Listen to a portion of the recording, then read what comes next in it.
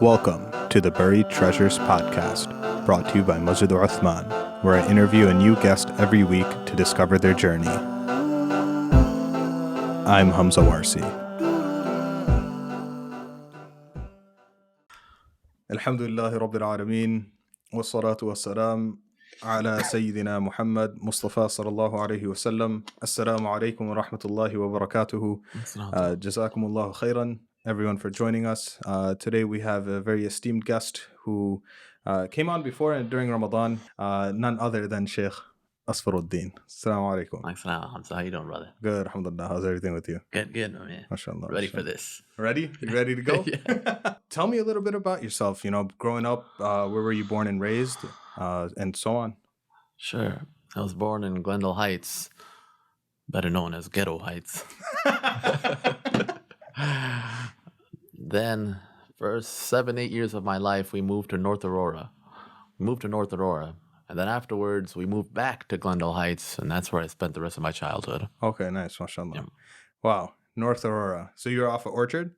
I don't remember. If you could even recall. Yeah, I don't remember. Oh, It was right in front of the Schneider School. Okay, mashallah.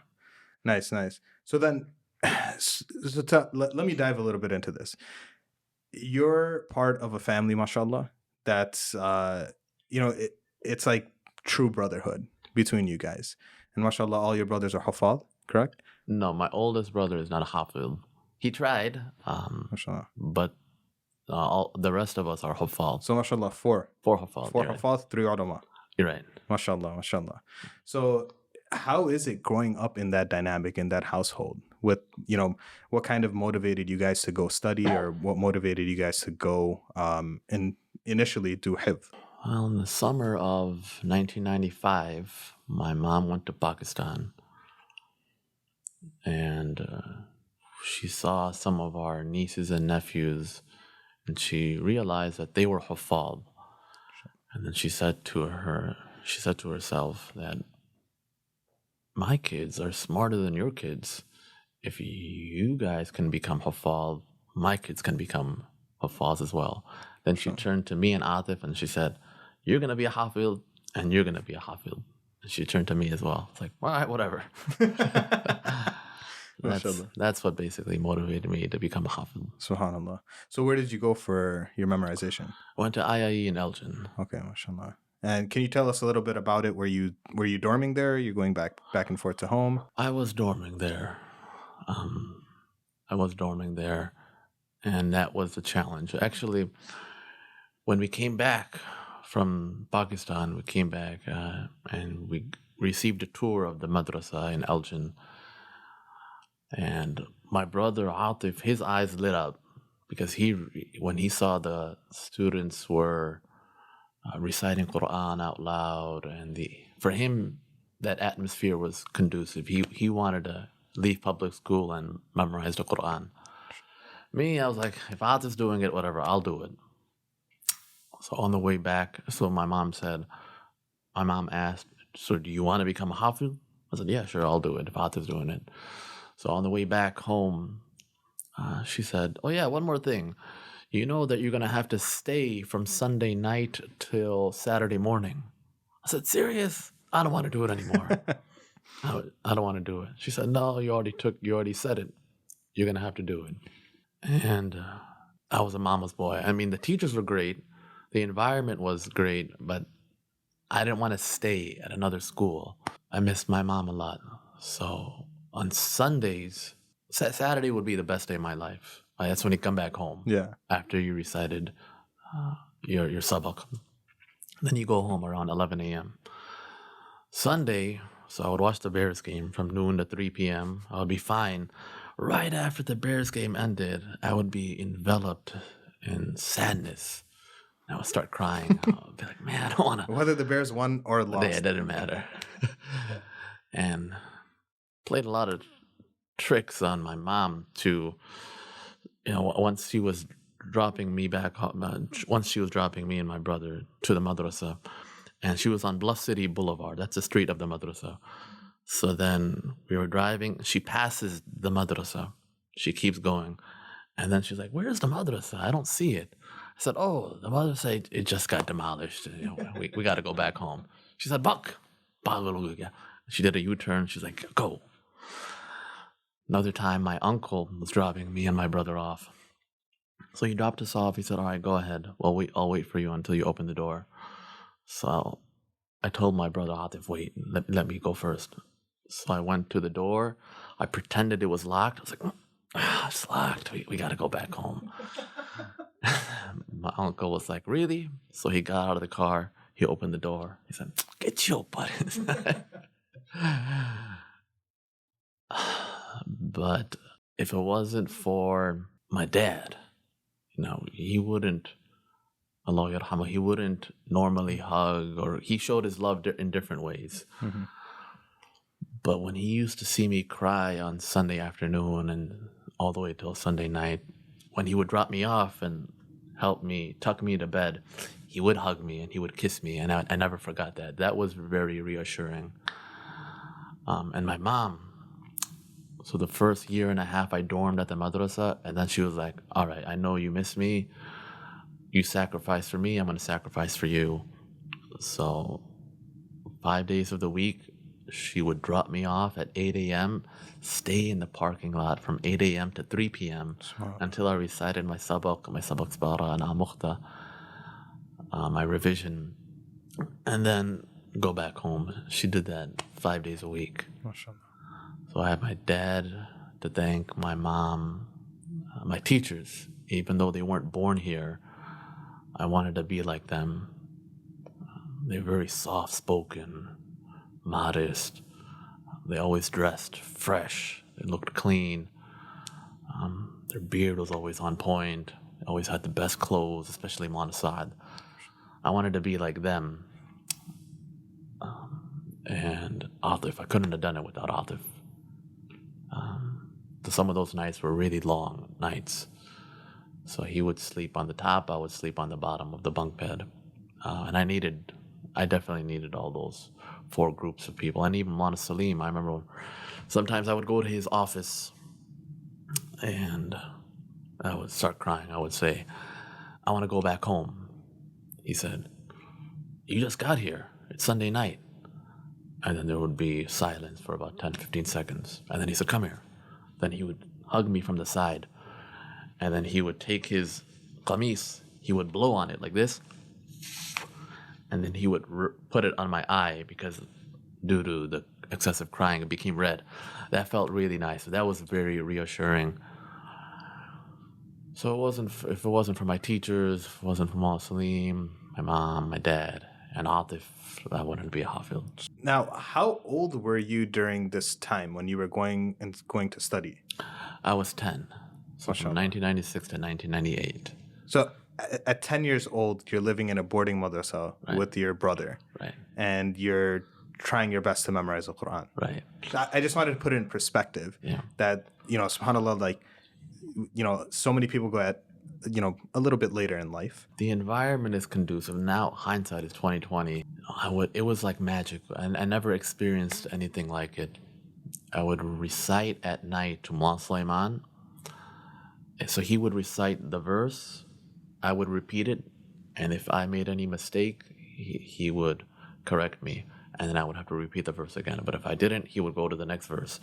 After I recited that one page to him with proper tajweed, then I would go sit in the corner and just face the wall and repeat 30 times, 40 times, 50 times.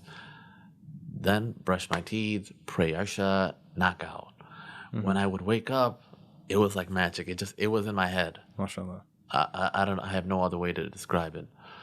There were some days, or that strategy didn't work. I would say once every month, for some reason, I needed 2 days to memorize that page.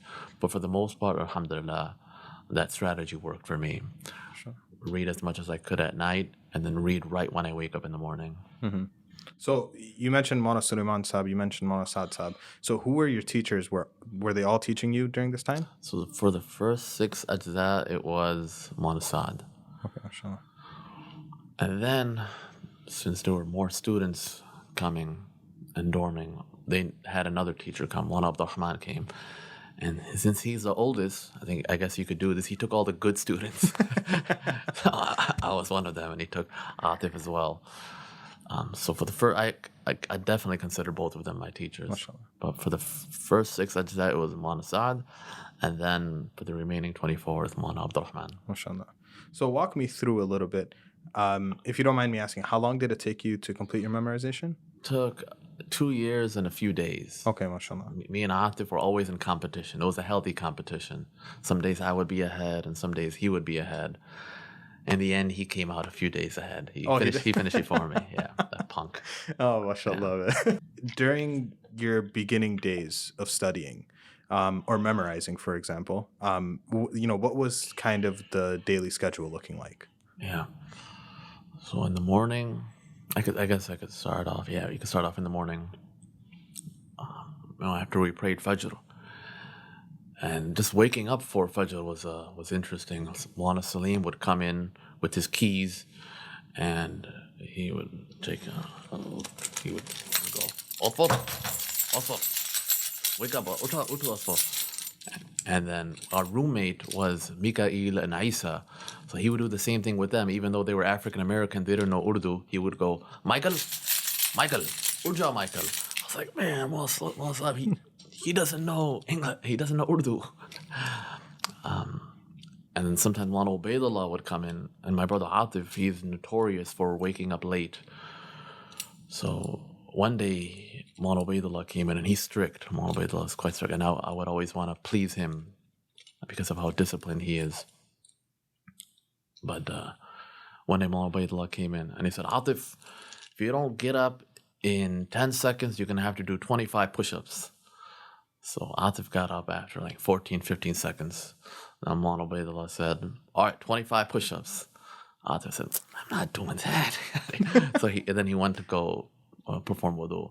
But I thought Mawlana Ubaidullah was going to strike him. Mm-hmm. That's what we hear. That's what we see in sometimes public schools. I know his teachers get this bad rap that all of them hit their kids, but I never saw once any of those teachers, mashallah, strike their students. They disciplined with dignity, and they made the students actually feel bad when they did something bad. That's one of the reasons why I wanted to be like them. So in the morning after we woke up for Fajr, we had breakfast, then we would read Quran. We had short break at 10 a.m., have snacks, then go back to reading all the way till Dhuhr. And then we had lunch, then a short break after lunch. That's when we would go play basketball, football, and that's oftentimes the students were unsupervised, and that's when they went into jungly mode. And then go back and read some more until Asr. After Asr, I had a short break, but I would want to read at that time because we already played after Dhuhr. After Maghrib, recite the Sabaq Spara and Amukhta. And then at night, go over the new Sabaq with my teacher. MashaAllah. So Sabaq Spara and Amukhta, for those who may not know, is the previous and attached lessons with your new lesson. Yes. Okay, nice, mashallah. So we're using a 13-liner or a 15-liner? I was using, so when I first memorized the Quran, it was a 15-liner. But then a few years later... Oh, come on, bro. A few years later, when I went to recite, did my revision with Mawlana Saad. So for the first week, actually, he failed me every day. Monday, he failed me. Tuesday, Wednesday, Thursday, Friday, he failed me. Not in memorization, but in tajweed. And then we took a break from reciting. He did tajweed lessons with me every day. Then the next week, alhamdulillah, he passed me. Then he said, use this until you don't need it anymore. Use a 13-liner, color-coded tajweed Quran. So now I use both. Sometimes I feel like using the 13-liner. Sometimes I use the 15-liner. MashaAllah, it doesn't affect like your revision? Because I know for like me personally, if I picked up a 13-liner and I was revising with it, I can revise with it, but it gets a little bit difficult. Yeah. Because, like the photographic memory that you have with your mushaf. Right, absolutely no.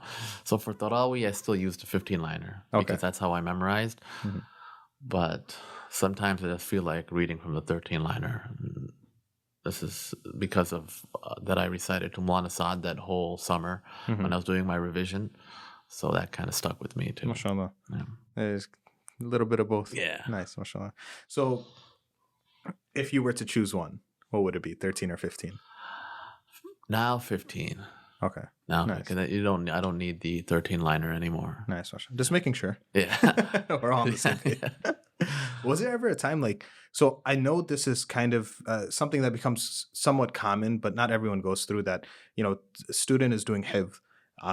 He's progressing, he got 15, 20, 22, and then something happens and they end up stopping or they end up struggling a little bit more. Was there ever a time that you felt the need to leave or wanted to leave your memorization? So like I said, me and Atif would compete with one another.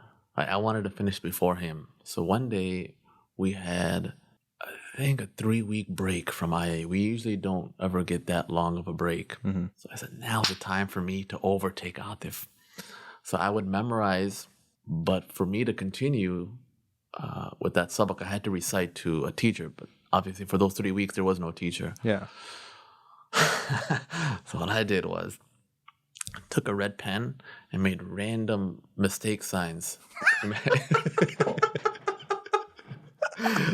So that Maulana Abdul Rahman would think that, he was the one that made those mistakes.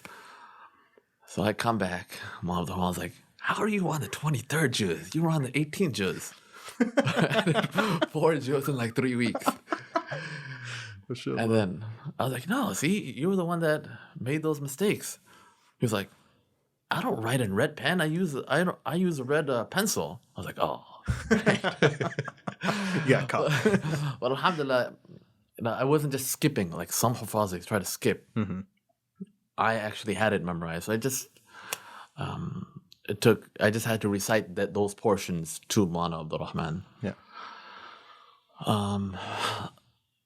Like sometimes, most of the time, that strategy worked where I recited to Maulana Sulaiman, and then at night I repeated as much as I could, and then in the morning I repeated as much as I could, and it would appear in my head like magic. But sometimes it wouldn't. It wouldn't work. Those days were frustrating. I didn't ever think of giving up because I know on the second day I would get it. Yeah, mashallah. And then you had your brother Atif right there that you had to beat. Right. Yeah, mashallah. Yeah. But I would say try to start young if you can. But there are many huffaz who have memorized when they were older as well. Try to recreate that atmosphere that we have at the madrasa. We didn't have screen time the entire 2 years I was there, 1996, 1998. No screen time whatsoever. The only time, there was one instance, and this is when we pleaded with the administration, when the Bulls were playing the Jazz, Game 6, 1996, 1997. That was the only time they brought this little TV in, and all the students watched it in the office. Oh, no way. That was the only time we were allowed to have screen time. But otherwise, the atmosphere in the madrasa was quite conducive to memorizing the Quran. Nice, mashallah. So, mashallah, you've been a hafiz of Quran for 22 years. It's over 2 decades. Mashallah. So how much of that time, I know, mashallah, you were very young when you finished. When did you start leading Tarawih? My first year of completing my hifz, when I was 10 years old, Hafiz Shaf Qadri, he was one of the elder kids at IHEA who wasn't a bully. So Shaf, if you're listening, thank you for not being a bully and stepping up against those older bullies at IHEA. But Maulana Ubaidullah said he asked Hafiz Shaf to go lead, and he asked me to correct him at CBSA. This was the first time I didn't lead that year, but Hafiz Shaf led, and I was there to help. I was just there to correct him. So I started right away. And then after I finished my hifz, I started leading at my home, leading at my friend's home. I led it for a few years at Hafiz Mujtaba's house, then at small musallas. So my advice would be lead Taraweeh every year. If you're a Hafiz, if you say you're a Hafiz, lead Taraweeh every year. Even if you're Kacha, lead Taraweeh. Even if you don't have a masjid, lead Taraweeh. Even if you have nobody behind you, lead Taraweeh. Even if you're working full-time, lead Taraweeh. If you're not going to use the Quran in the month of Ramadan, you're going to lose it. Mm-hmm. And I know so many Huffaz. There aren't really Huffaz. Mm-hmm. They graduated, but they haven't led Taraweeh for the past 10, 15 years. And if you ask them to recite from a random place, they'd be like, I can't. Yeah, subhanAllah. So how do you keep up with your, do you have like a daily regiment that you're upkeeping, or, within a few months, you're going to take care of this many ajza or this many doors throughout the year? What's your kind of strategy there? Yeah, I used to recite to Imam after I graduated. Then once I got married, I used to recite to my spouse. Sure. Then it got a little busy. Once I started teaching at IFS, I used to listen while on the way to work and coming back to work. And I used to sometimes listen to Quran. I used to actually listen to a lot of Quran when I used to work out. But then once I read the ayah, فَاسْتَمِعُوا لَهُ, you have to listen attentively to the Quran. I was like, I'm not going to listen to the Quran even when I'm working out, even though I was listening to it, but I just felt that you need to give the Quran proper 100% attention. I would work out downstairs in my basement, so there would be no one there. I wouldn't be talking to anyone, but still I felt that I wanted to give it full attention. But now I'm very fortunate that my job a portion of my job revolves around reciting the Quran in the Salah. So every Fajr Salah, in the first rak'ah I'll read a page, and the second rak'ah I'll read another page.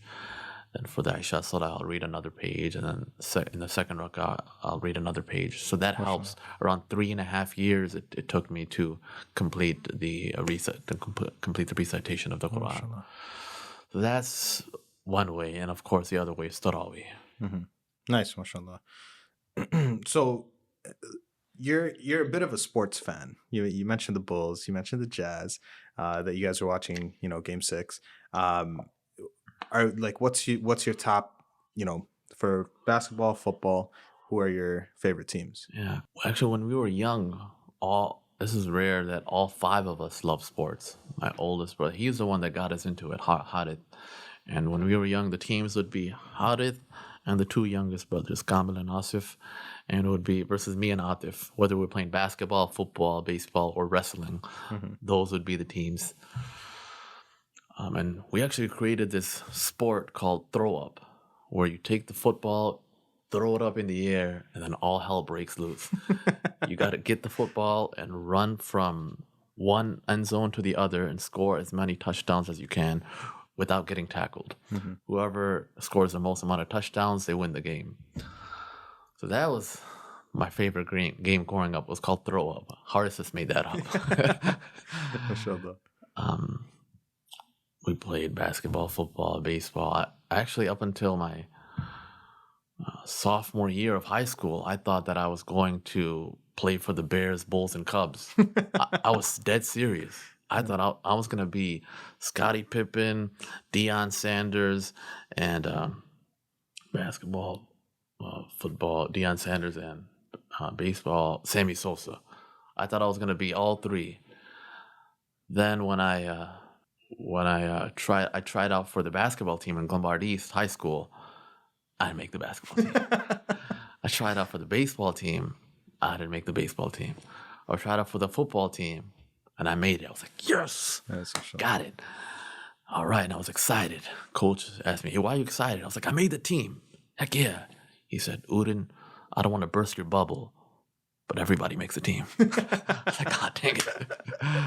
So I was 3rd string for Glenbard East. Eventually, I did get to be a starter.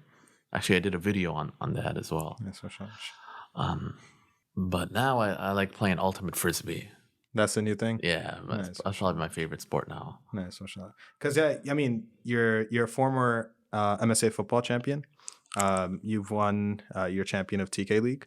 And there's many, many more accolades that I may not be aware of, mashallah. So you've conquered the sport of basketball and football, softball. I'm assuming you have a few trophies and a few championships. Cricket, probably. I don't know. You're from Glendale Heights, and then now, mashallah, you're ready to conquer ultimate frisbee. I see. Alhamdulillah, we have this ultimate frisbee group in Lombard. We play every Saturday. It gets intense. Bunch of older guys, guys that can't run that much, but still.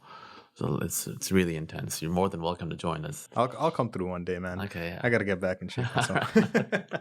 Mashallah. So what were you doing after your hifz? You went back to, I'm assuming, junior high and high school? Right. Okay. 7th grade. Public school was a shock when I went back. Because in the madrasa, right, the boys and girls were separated. I remember the first day, it was a huge shock when I walked into school.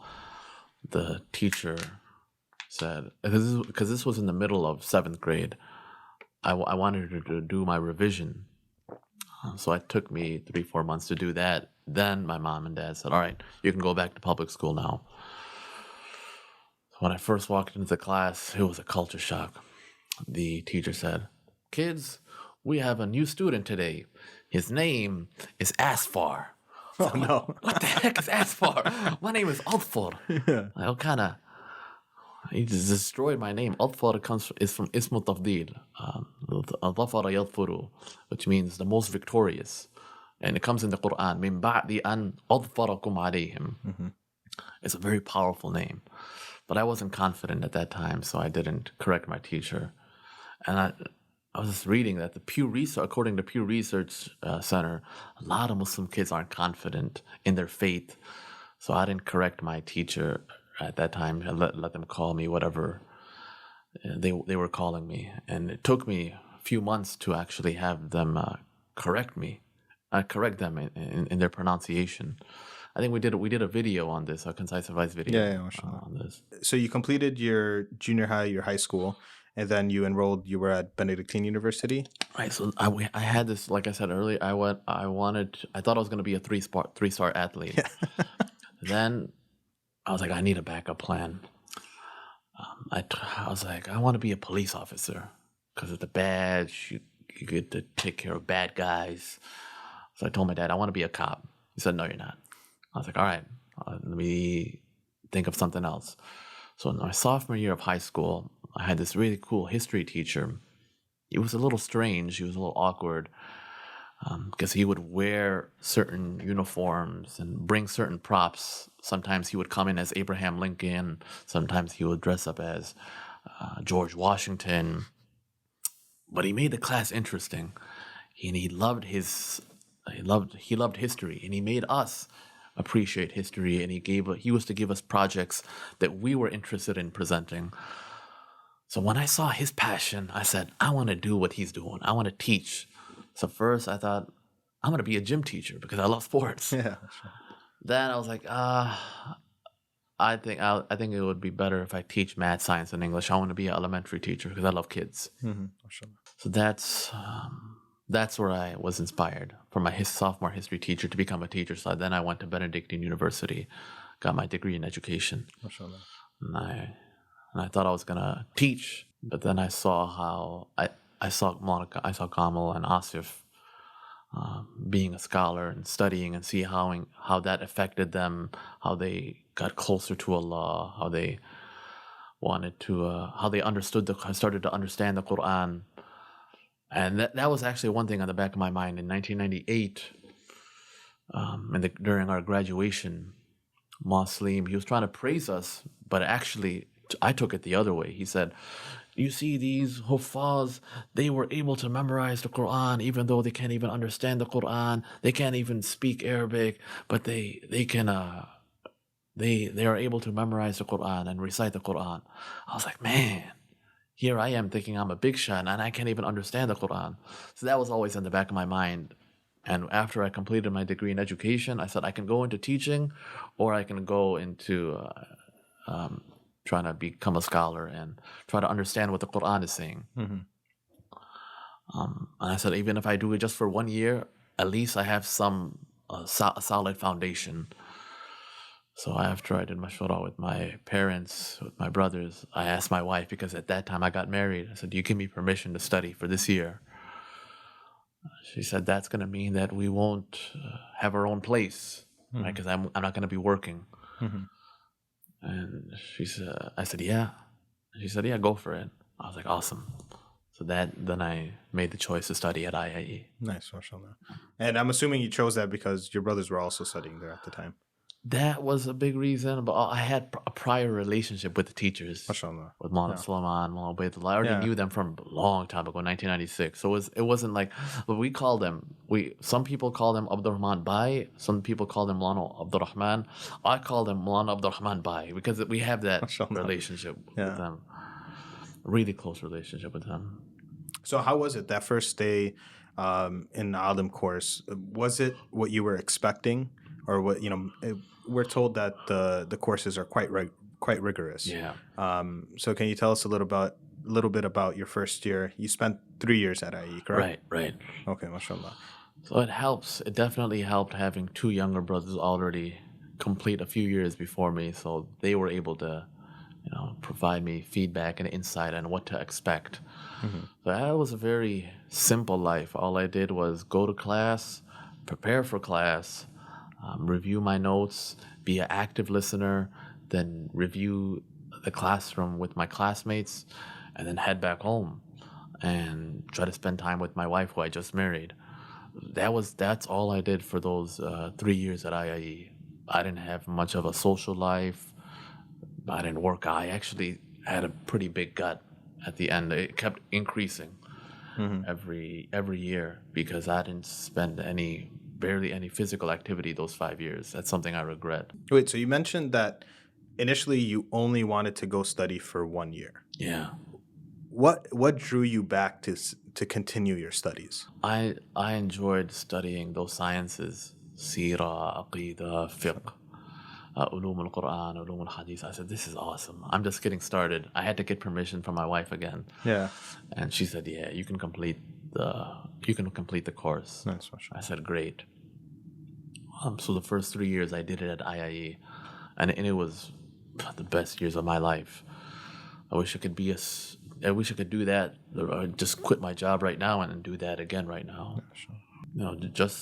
It's different. It's different teaching and leading a community, because there's a lot of pressure on you when you're teaching and you're leading and you're serving the community. But when you're just a student, the only pressure is understanding the material.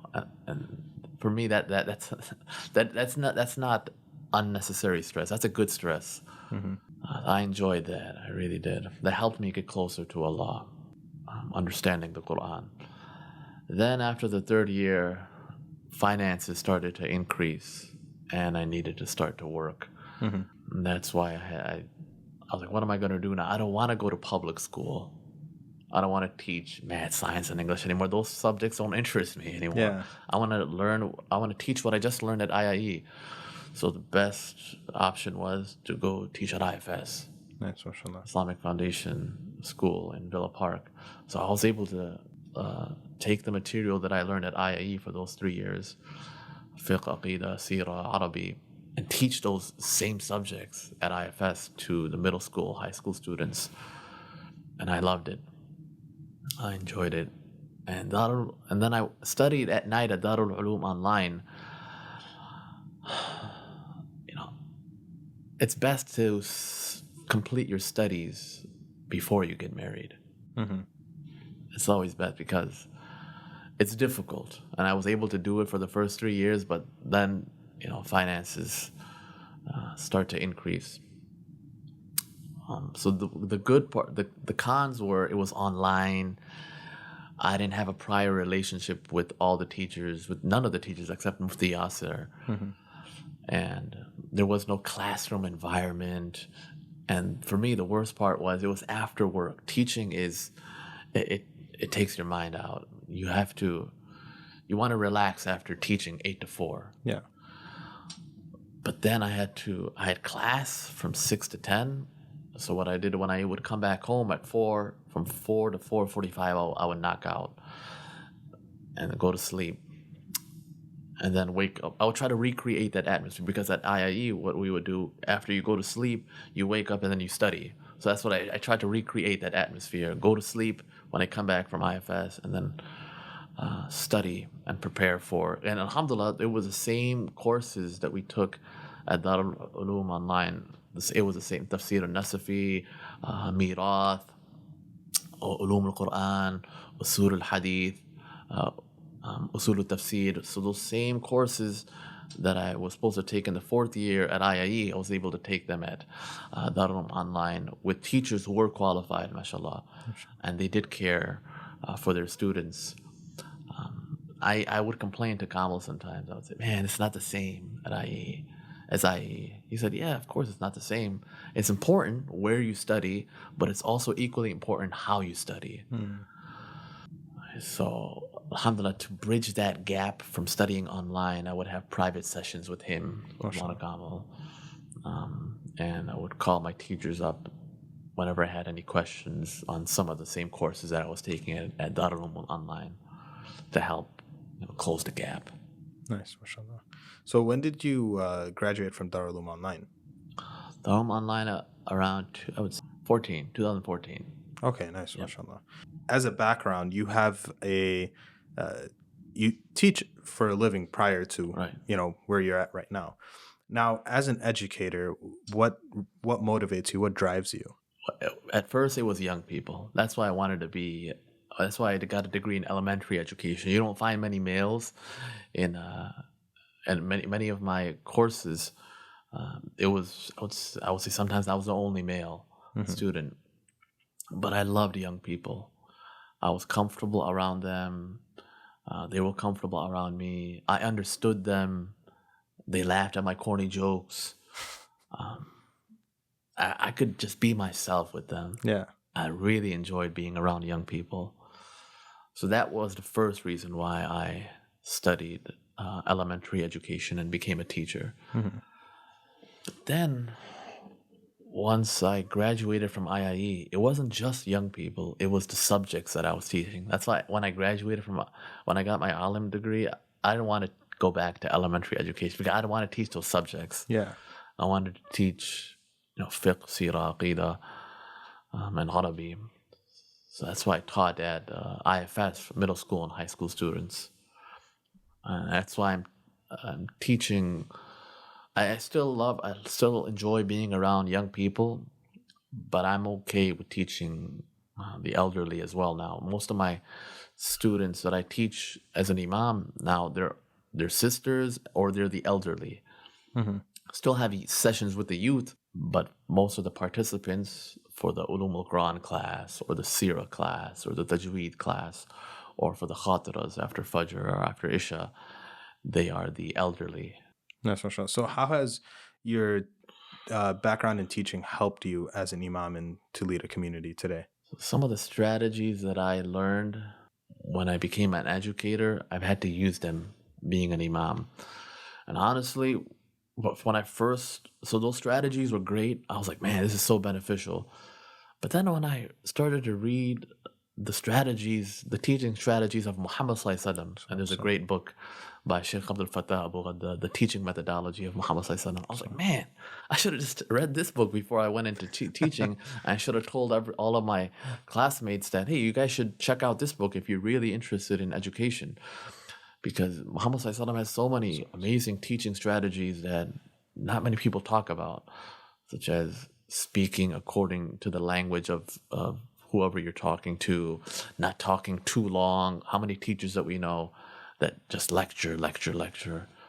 So he used different teaching strategies. He would use appropriate physical touch, right, with the same gender. So some of those teaching strategies, I didn't find them in my studies at BU, but I found them studying the seerah of Muhammad Sallallahu Alaihi Wasallam. He would never yell. How many teachers did I have that used to yell at their students? Right? But when we read at the teaching strategies of Muhammad Sallallahu Alaihi Wasallam, he never yelled. That's why I love the teachers at IIE. They never struck their students. Right? They made us have a sense of haya, a sense of shame whenever we did something bad. Wait, so hold up one second. When did you start Concise Advice? I started Concise Advice, I think, in the second year of the Island program. Second or third year. Okay. So first I started doing videos, but then I was like, I'm not a scholar. I want to interview other people. I want to interview scholars and Muslim professionals. First, I was interested in. I wanted to speak on topics which I was interested in, like atheism, or whenever I learned of a hadith at IHEA, I was like, man, I think more people should know this hadith. So I would talk about that hadith in Concise Advice. But then I was like, I think it's better that we have scholars, because at that time I was only in my second or third year at IE. Like, I want to have scholars and Muslim professionals do videos. So once I completed my degree, then I started doing more videos. Okay, so you started this advice during your studies, basically. Yep. MashaAllah. Yep. That's pretty awesome, man. Check them out. YouTube.com/Concise Advice 21. Yeah. Why the 21? I know the answer, but I'm asking you on purpose. You know the answer? What's the answer? It's Sammy Sosa. Come on, man. You said you're a Cubs fan, bro. Come on. So I love the way he used to hop after he hit a home run. Nice. But once that cork incident happened, we all make mistakes. We all make terrible mistakes. Rasulullah sallallahu alaihi wasallam, he said it best. Ash-shababu shu'batun min al-junun. Youth is a part of insanity. But the way he responded, I didn't like it. He didn't own up to his mistake. Yeah. He's like, I didn't know that bat had cork in it. He was just kind of trying to play dumb. Yeah. I mean, I didn't like that. And we see that at work, and we see that even with adults, right? They think that real men don't apologize. No, real men do apologize. Plastic men don't apologize. So once he did that, and then once he started to turn his skin into bleach white, I was like, man, I got to pick a different.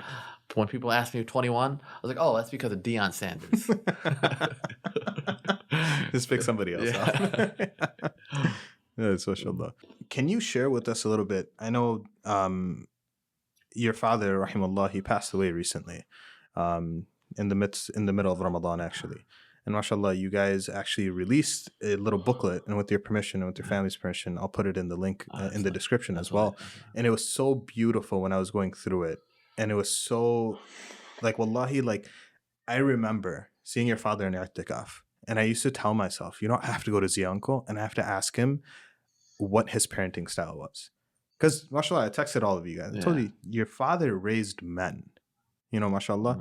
And mashallah, you guys, every time people see you, like every time people even think about you, like I just remember someone was mentioning something about you, everyone just started laughing and smiling. Like, mashallah, you guys have that type of impact on so many individuals.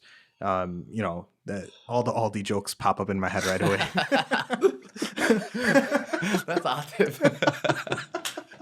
On his LinkedIn, on his professional LinkedIn, it says professional Aldi shopper. Mashallah. If you don't mind, can you speak a little bit about your father and the influences and what his parenting style was with mashallah, you guys are all a bunch of boys in the house, and how he impacted you guys and how he raised you guys to mashallah become hufad, not only hufad, ulama, and now mashallah you're leading a community. Mashallah. Like my teachers, he never struck us once. Mashallah. He would give us the death stare, but he never struck us once. And one of the reasons why I was really comfortable going to him in regards to sensitive topics, even though he didn't grow up here, he didn't go to school here, but I was comfortable going to him talking about whatever issues I was going through in school, was because he used to play with us when we were young and when he was young. And even when he got older, he tried to, as much as his body allowed him to. But once he started to play baseball with us, or play catch with us, or play soccer with us, he was a big soccer player when he was young. I was like, man, he's just like me, right? And he used to watch games with us. I don't think he had any interest in football, but just because he wanted to connect more with us on a deeper level, he would sometimes sit down while we're watching the Bears game, And I remember once the Bears were playing the Cowboys, and he was like, I'm a Cowboys fan. I like the Cowboys. I was like, man, you're not a Cowboys fan. You're just trying to rub it in. And he would always say, Bears are in the bottom of the pile. But those kind of, because he spent time with us doing things that we liked, that made me comfortable going to him. And as an imam now I notice the impact of that, because every single parent who has come to me as an imam and they say, my child has this problem, but he won't listen to me. My child has these drug issues, but they just don't listen to me. Then I asked them, did you spend quality time with them when they were young? When they were young, did you play with them? Did you spend quality time doing things that they like to do without any screen time? The answer is no. And that's the key right there. You can't come to a sheikh or an imam and say, Imam, fix my son when he's 15, 16 years old. By then it's too late. It is. Oftentimes it's too late. That's the bad news. Sometimes they are able to get back on track. But there's a huge gap as far as lack of trust. They still love each other, but there's that lack of trust.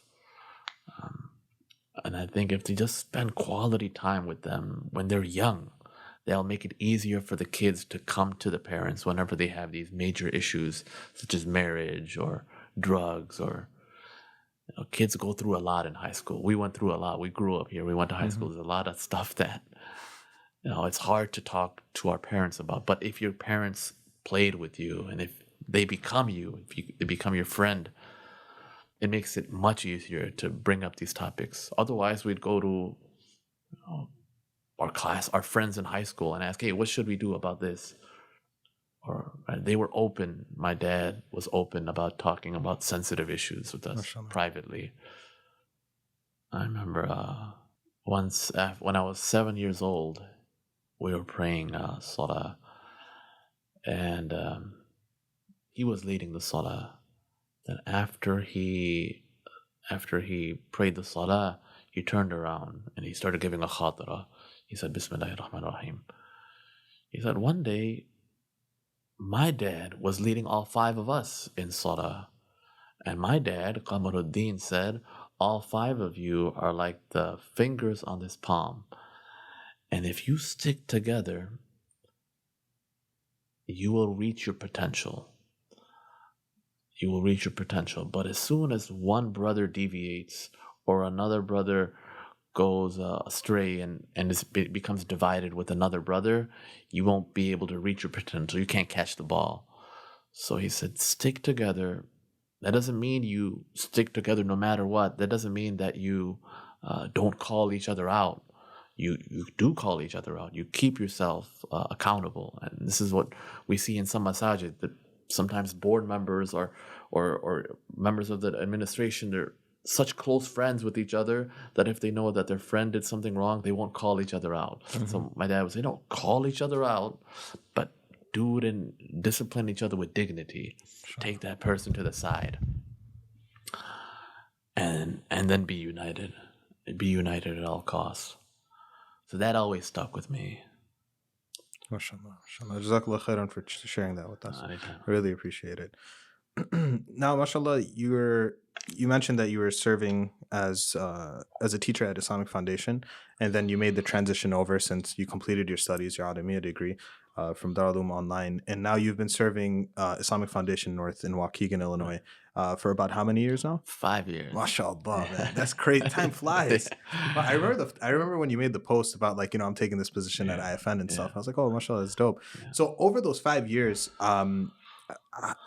what type of things are you kind of dealing with over there? Are you leading all the salah, and you're a counselor and marriage therapist and a nikah guy, and then you're gonna cross up the kids on the court, and are you all in one package? Yeah. So we had when I was at IFS, we had a Friday that was off. So then IFN asked me if I could do a khutbah there. I was like, sure, I'll go. So I did give a khutbah there. Then I knew they needed an imam, but I wasn't too serious because I had an awesome job at IFS. I loved what I was doing. Then after the khutbah, they were like, hey, do you want to become an imam? I was like, not really. Not interested. I did the interview as well. But still, I was like, I already have what I like. So then they said, think about it. I was like, all right, let me do mashwara with my parents and with my shuyukh and with my brothers. So both my parents said, no, don't do it. Mm-hmm. I kind of understood their responses because at that time I was living with them, and they didn't want me to move an hour away. Yeah. My teachers, both of the spiritual advisors that I asked, they said, don't do it. One of them said, you don't know what you're getting into. And the other one said, politics. I was like, what do you mean politics? He's like, you won't understand until you become an imam. I said, okay. So my parents said no. My teacher said no. Let me ask my brothers. So I asked my brothers. They said, if I were you personally, I would never be an imam. Both Kamal and Asif said they would never be an imam. They don't want to deal with all the various types of people you have to deal with. Mm-hmm. I was like, all right. Got no's across the board. That is Salatul Istikhara. And I didn't see a dream. It wasn't anything magnificent that I saw. Mm-hmm. But I just started having these thoughts that if I always stay in my comfort zone, I'm not going to grow. I was comfortable being a teacher. But I was like, I'm teaching fiqh of janazah to my students, but I never washed the body myself. I talk about mental health with my students, but I haven't gone to a jail and met a person who's gone to jail just because he or she has mental illnesses. Mm-hmm. So I didn't have that practical knowledge that I always wanted. So I said, all right, I'm gonna try it out for 6 months. Do a trial run. If it doesn't work out, I can always go back to IFS. Mm-hmm. So for 6 months I tried it, and it was difficult. I didn't realize how much leadership was involved in being an imam. But then I said, I think this is what I want to do, especially because you can be involved in interfaith. I love going to rallies and just doing a speech there, or doing a dua with at these justice rally, trying to raise awareness in regards to police brutality. That's something I could never do as a teacher. So those are some of the reasons why I was like, all right, I think I'm comfortable where I'm at. I want to stay being an imam. Nice, mashallah. That's awesome. So you mentioned that going to prison, and you volunteer as a chaplain over there as well. How did you get involved with that? The first few years at IFN, I did a lot of counseling. I think I did too much counseling. Mm-hmm. So that's the thing with imams. They wear a lot of hats. So whenever the hospital needed an imam or a Muslim chaplain to spend time with the person who is dying or the person who's sick, they would call me. So the first 2 years I did a lot of that.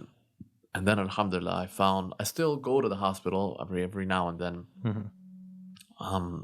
But alhamdulillah, that task has been delegated to other people. For the jail, no one was fulfilling that need. People were scared because we needed khatibs. I had a brother who said, I want to give khutbah, Imam. I was like, do you have any training in giving a khutbah? He said, no, but I know what the community wants to hear, so let me give the khutbah. I was like, I don't think that's a qualification to give a khutbah. And then I said, actually, brother, we have a big need at the Lake County Jail. I'm only giving a khutbah there once a month, but I'm looking for brothers who are interested in giving a khutbah at the jail. You want to give a khutbah there? He was like, no, I don't want to give a khutbah. I was like, man, what the hell? That's where it's needed. Mm-hmm. And nobody was stepping up to the plate. So up until before COVID happened, I used to give a khutbah once a month at the jail. And those brothers, mashallah, I would say, made a few mistakes in their life due to not having a fatherly figure, or due to the environment. And it could have been me. If I didn't have the father I had, I don't know what kind of person. Maybe I would have been in jail. So a lot of people demonize them. But once you get to know them and you talk with them, you listen to their stories, they will themselves... I never asked them, hey, what are you in here for? No, they themselves will once you have a real relationship with them, after the khutbah, after I would give a khutbah, I would ask, okay, what's on your mind? What did you think of the khutbah? And then is there anything else you want to share? So because it was only a 10 to 15 group of people, they would be very intimate, and they would share personal stories. And oftentimes the guard would have to come, all right, it's your time, get out. But that was a huge need. That's one of my favorite jobs. That's one of my favorite parts of being an imam as well, going to the jail once a month. I never got a chance to do that at IFS. MashaAllah. That's amazing, man. And it's truly inspiring. They're better listeners too, Hamza. They, like, at the masjid where whenever I give khutbahs, people are listening, but some people, relax, and sometimes they put their back against the wall. Sometimes I haven't seen, alhamdulillah, anyone on their phone. I haven't, alhamdulillah. Okay. I know some imams complain, but I haven't seen that.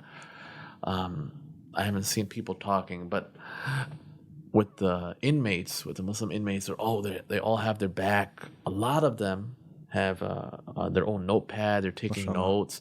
I was like, subhanAllah, they kind of remind me of students of knowledge. Yeah, mashallah. Yeah. You're also, I mean, this is something that we had to reschedule due to you were writing your thesis. All right. So can you tell us a little bit about that? What you're getting your master's currently, and what were you writing your thesis on? Yeah. So after I got my degree from Darul online, and the Darul Islamic curriculum at IHEA is awesome. Right? It's a proven curriculum, and the Arabic courses are far more superior than any university or any college. But there were some topics that I wanted to discuss that AIC offered that we didn't cover at IHEA or at Darul online, such as Sufism, feminism. So I was able to write papers on the misconceptions of Sufism. We took an ethics class, and I was able to write a paper on the ethics of playing sports. A lot of people trash talking these MSA football games, and they cross the line, right? Or is the law of apostasy a non-negotiable aspect of Islam? Many people read the hadith, "Man baddala dinahu faqtuluhu," whoever changes his religion, kill him. They don't understand that hadith. Or is the impermissibility of music a blanket statement for all types of music? That's a topic I was always interested in. I didn't feel like they were appropriate. I always felt that there were extremes on both sides. Even by some of the books I read by ulama, I felt that they were either taking one side or the other. So those were all topics I was interested in. So I thought I wrote a balanced paper on those subjects. Then, after I completed all the courses at AIC, I was like, what am I going to write my paper on? And this took me a long time to figure out what should I write my paper on. Then I decided, hey, why don't I write a paper on how imams in America can survive and thrive while working in America? I haven't heard of anyone writing a paper on this topic. Dude, that's pretty cool. Yeah. MashaAllah. That's what I always try to do, whether I'm at work or with concise advice. I always try to do something that nobody else has done. Or if someone has done it, do it in a much better way. Yeah. So I'm still interviewing more than 50 imams. MashaAllah. They shared their personal stories. Some of them wanted to remain anonymous in their responses to be real. Because they were bashing their administration. And then collecting data.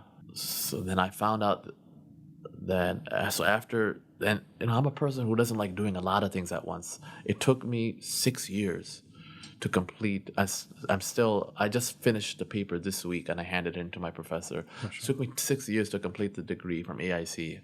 Allahu Akbar. Some people complete it in 2 years. But then they're doing the point of them is to try to get their master's degree. I don't even care about that. I'm doing this because I love it.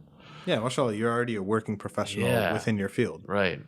So the two things I've discovered was, one, management needs to be trained in how to run a nonprofit organization. Management needs to learn servant leadership, the leadership of Muhammad Sallallahu Alaihi Wasallam, who said, Sayyidul Qawmi Khadimuhum, the leader of the people is the one who serves them. And management needs to have ikhlas, sincerity. As Yusuf alayhi salam said, make me the treasurer. He emphatically said that. But he was sincere when he said it. He said, I got two qualities. I am qualified, inni hafid, inni alim, and I know what I'm doing. So those are the two qualities. Whoever wants to be in Masjid administration, board, or EC, they need to have those two qualities. For imams, they need to master five themes in order to thrive and survive while being an imam in America. And those five themes are, number one, personal development. A lot of imams are trying to get people, their congregation, to get closer to Allah, but they themselves are not doing any individual ibadah. They themselves aren't doing any individual dhikr or reading the Quran for their own pleasure. The only time they're reading the Quran is to prepare for the salah. They themselves aren't getting closer to Allah. They themselves are not holding themselves accountable. So that's the first thing, spiritual formation. How are you, not as an imam, as a human being, as a Muslim, getting closer to Allah? The second theme is marriage and family. Unfortunately, many imams that I interviewed, over 50 of them, when I was speaking with them, they said their marriage has suffered tremendously because of imamat. Subhanallah. They've had to choose between the masjid and their family. And one imam was telling me that during the interview process, he was asked a question. He said, the board member asked him, are you willing to make sacrifices for your family? Are you willing to sacrifice your family for the sake of the masjid? The imam was like, what kind of question is that? Did I hear that right? Yeah. He said, Allah says, "Qu anfusakum wa ahlikum nara." Allah says, save yourself and your family from the fire. You got to first take care of yourself. It doesn't make sense. You're leading the entire community. You're not even leading your family members. Unfortunately, many imams are not spending quality time with their family members. This week, I was on vacation, 5 days. I had to do 4 counseling sessions and 1 session for the youth during my your vacation. Break. Yeah, during my break. Wow. And I was still called out by one brother. He said, you didn't respond to my call. I said, oh, I'm sorry. I didn't receive, because I didn't check my WhatsApp that much. He sent it on WhatsApp. I'm not constantly checking my WhatsApp on vacation. The third theme is self-care. Many imams don't take care of themselves physically. Al-aqlu salim fil jism salim. The fourth theme, and we know from the life of Muhammad sallallahu, right, that when he prayed, he could actually see his toes. How many imams can say that? Right, they got that gut. The fourth theme is marriage and family, self-care, emotional intelligence. I personally had a lot of emotional intelligence at IFS because I could read the kids and they could read me. Whenever they tried to do something, try to do something bad, I knew right away. Or sometimes kids were on their phone and they were laughing. They thought they were slick because they were under this desk. So I put a sign up that says, I know when you are using your phone, nobody looks at their groin and smiles.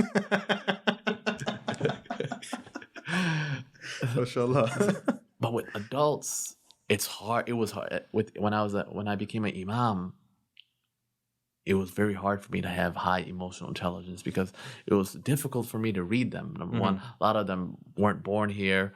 Number two, there's an age gap.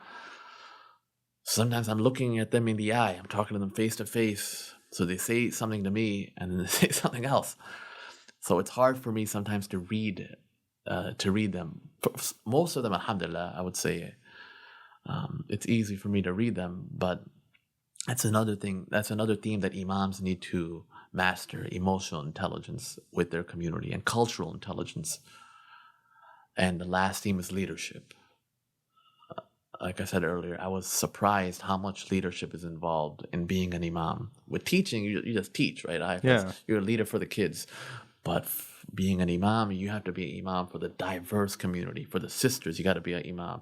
For the youth, you have to be an imam. For the high school students, for the college students, for the elderly, you have to learn how to lead all these different types of people. And that's why Muhammad sallallahu was so powerful and influential in his leadership.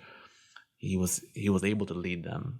So I really appreciate the leadership of Muhammad Sallallahu Alaihi Wasallam once I became an Imam. So those are the 5 themes that I'm focusing on in my paper. When's it going to be officially released? I know you just submitted to your professor. So I'm waiting for the professor to approve it, and then I'm graduating. Then I want to show it to a few of my spiritual advisors, have them look at it, approve it, and have them write a foreword, and then write it, have it in a book format, and then publish it. MashaAllah. Yeah. So it's honestly truly amazing work. Being involved with many different nonprofits throughout my life, I mean, you do notice that as a commonality, having peers and friends who were and are imams currently. There's always the way you outlined it, mashallah, is very beautiful. Just those 5 themes in and of itself. And you just started off with how to run a nonprofit. I think that, mashallah, that's very important as well. Yeah. What advice would you have for the musallis to interact with the imam? Because I'm sure there's something that maybe on your mind, or, it's just like, man, like these guys just don't know. They don't know how it is to be an imam. So is there anything that you would give general advice for musallis on how to interact with their imam? That's a good question. I would say treat the imam as a human being. Sometimes people look at an imam and they don't look at him as a human being. They look at him as someone who is representing God, and that he is representing Allah. But you can be real with the imam, and imams need to first earn their trust, right? There's a lot of imams who may do certain things that cause the musallis not to trust them. So I would say first and foremost, the imam needs to do a lot of listening and learning and seeing what the community is. Maybe he's not the right person for their specific community. So once the imam, once the community and the administration has decided this imam is right for the community, and the community has decided that yes, this imam is right for me, then I think they just need to find a way to gel somehow, some way. And we all have weaknesses. That's one of the things I like about my brother Hadith, my oldest brother Hadith. If he had one bad interaction with a person, or if he would always take the good and leave the bad. MashaAllah. A lot of us, we have one bad interaction with a person and say, I don't like this person.